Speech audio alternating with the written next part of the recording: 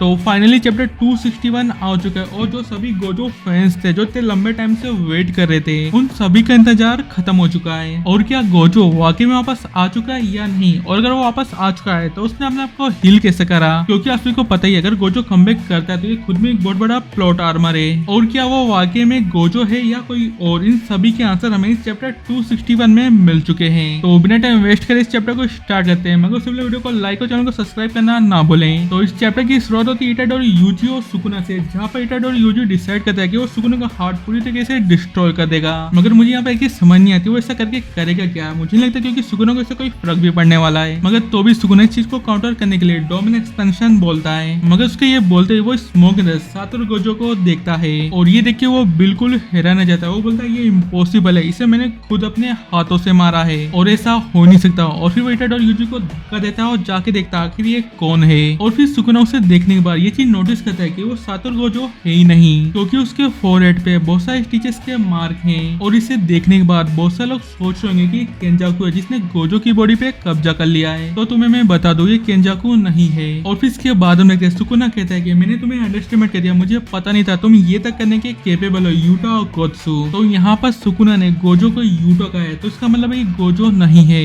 मतलब ये गोजो की बॉडी तो है मगर ये एक्चुअली में गोजो नहीं है। और अब ये सुनने के बाद मुझे समझ नहीं आता गोजो फैंस को खुश होना चाहिए या दुखी। और अगर आप गोजो फैंस है तो आप लोग क्या फील कर रहे हैं आप लोग कमेंट में लिख के बता सकते हैं। तो हमें यहाँ पर पता चलता है सुकुना के सामने गोजो थे मगर वो सिर्फ इसकी बॉडी है और उसको यूटा कंट्रोल कर रहा है। और वो ऐसा कैसे कर पा रहा है, उसने केंजाकू की बॉडी स्वैप करने की टेक्निक को कॉपी कर लिया और अब वो उसे यूज करके वो गोजो की बॉडी को कंट्रोल कर रहा है। और फिर इसके बाद हमें एक फ्लैशबैक दिखाया जा रहा है जहाँ पर यूटा कहता है कि रिका अगर केंजाकू की कर्स टेक्निक को कॉपी कर ले तो वो अपने आप को गोजो की बॉडी से रिप्लेस कर लेगा। और फिर ये सुनकर माकी कहती है कि हमें इस प्लान को यूज नहीं करना चाहिए। और फिर इसके बाद हकारी कहता है कि हम इस प्लान को सिर्फ एक ही कंडीशन में यूज करेंगे और वो कंडीशन ये होती है जब सभी लोग खत्म हो चुके होंगे और कोई नहीं बचा होगा तब हम इस प्लान को यूज करेंगे। और फिर कुशाकाबे कहता है चलो हम एक काम करते हैं, हम गोजो की लिमिटलेस को कॉपी कर लेते हैं। और फिर शोको कहते हैं अगर हम उसको कॉपी भी कर ले तो भी हम उसके 6i के बिना यूज नहीं कर सकते। और फिर कुशाकाबे कहता है क्यों ना हम 6i को ही कॉपी कर लें। और फिर शोको जवाब देती है वो कोई कर्स टेक्निक नहीं है जिसे हम कॉपी कर ले, वो उसकी फिजिकल बॉडी का पार्ट है। और फिर माँ की क्वेश्चन करती है कि यूटा सिर्फ 5 मिनट तक कॉपी कर्स टेक्निक को यूज कर सकता है, उसके बाद क्या होगा अगर टाइम खत्म हो गया। और फिर यूटा इसके रिप्लाई देते हुए कहता है कि इसके बारे में तो मुझे भी नहीं पता। और फिर मेमे इसका रिप्लाई देते हुए कहती है कि इसकी 3 पॉसिबिलिटीज है। पहला तो ये कि यूटा इमीडिएटली मर जाएगा,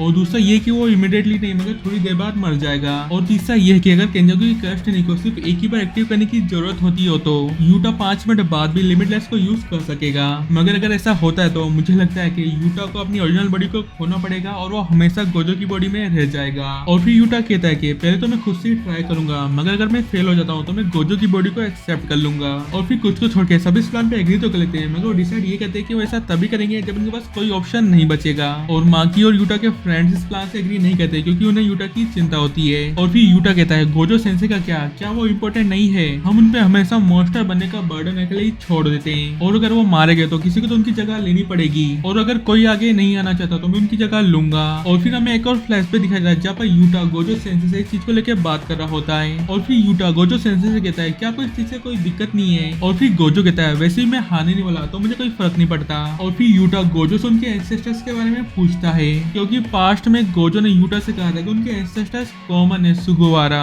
मगर यहाँ पर इतना ही हमें यह भी रिवील होता है कि यूटा के एंसेस्टर सुगुवारा के साथ साथ फुजिवारा भी थे। इसका मतलब है यूटा सुगुवारा और फुजिवारा दोनों ब्लड शेयर करता है। तो आप लोग कैसे तो यूटा के अंदर पोटेंशियल है कि वो ज्यादा पावरफुल कर्स टेक्निक को अलग उसके दोनों ब्लड लाइन फैमिली की। तो गोजो और यूटा के एंसेस्टर्स कॉमन तो है मगर यूटा के अंदर फुजिवारा का भी ब्लड है, तो ऐसा होने से गोजो की बॉडी पे वो ज्यादा कंफर्टेबल होगा जितना उसने सोचा है। और फिर गोजो यूटा से कहता है हो सकता है तुम इसी में ब्लेस्ड होके बोर्न हुए हो तो तुम्हें इसका फायदा तो उठाना ही चाहिए। तो सबसे पहले तो तुम अपनी कर्स एनर्जी के कंट्रोल पे वर्क करो जो तुम्हें मैंने पहले भी कहा है। और फिर इसके बाद हम वहाँ पर माकी, इनुमाकी और पांडा को भी देखते हैं। और फिर गोजो सबको वापस जाने का कहता है मगर वे सभी मना कर देते हैं। और फिर गोजो जाने से पहले कहता है कि अगर मैं सुकुना से हार भी गया तो भी जुजुत्सु सोसाइटी में ऐसा नहीं होना चाहिए जो शुबिया के बाद हुआ था। और फिर इसके बाद हम यूटा को देखते हैं जो बहुत ही क्रिटिकल कंडीशन में पड़ा होता है, उसकी बॉडी में से खून ही खून निकल रहा होता है और बस रिका की वजह से वो अभी भी होश में है मगर वो अपनी लिमिट पे आ चुका है। और फिर वहाँ पर हम यूटा के एक फ्रेंड को भी देखते हैं जिसका नाम अमागी होता है और वो अपनी कर्स टेक्निक के जरिए शुगर को कंट्रोल और मैनिपुलेट कर सकता है और इसी को यूज करके वो शोटो की हेल्प करता है यूटा का ब्रेन गोजो की बॉडी में ट्रांसफर करने में। और शोको यूटा को वार्न भी करती है जब तुम गोजो की बॉडी में आओगे तो तुम्हें अपनी रिवर्स कर्स टेक्निक को मैक्सिमम लेवल पे यूज करना होगा क्योंकि क्योंकि उसने गोजो की बॉडी पे स्टिचेस तो लगा दी है, मगर उसको फुल्ली हील करने का यूटा को अपनी रिवर्स कास्टिंग को फुल आउटपुट पे यूज करना होगा। और फिर इसके बाद हम प्रेजेंट टाइम में रहते हैं, जहाँ पर यूटा और सुकुना अपने डोमेन एक्सपेंशन को यूज करते हैं। यूटा गोजो का डोमेन एक्सपेंशन अनलिमिटेड वर्ल्ड को यूज करता है और सुकुना अपना डोमेन एक्सपेंशन मेलेवरेंट शाइन को यूज करता है। और फिर यहीं पर जाके ये चैप्टर खत्म हो जाता है। और अगर मैं मेरा ओपिनियन है तो मुझे पता है बहुत से लोगों को बिल्कुल पसंद नहीं होगा जुजुत्सु काइसेन के राइटर गेगे ने गोजो के साथ ऐसा करा है, क्योंकि हम सभी बहुत टाइम से गोजो के कमबैक का वेट करते हैं, मगर अब ऑफिशियली अनाउंस हो गया कि गोजो मर चुका है। और इस बारे में हम लोगों का क्या करना है हम लोग कमेंट में लिख के बता सकते हैं। और वीडियो पसंद है वीडियो को लाइक और चैनल को सब्सक्राइब करना ना भूलें।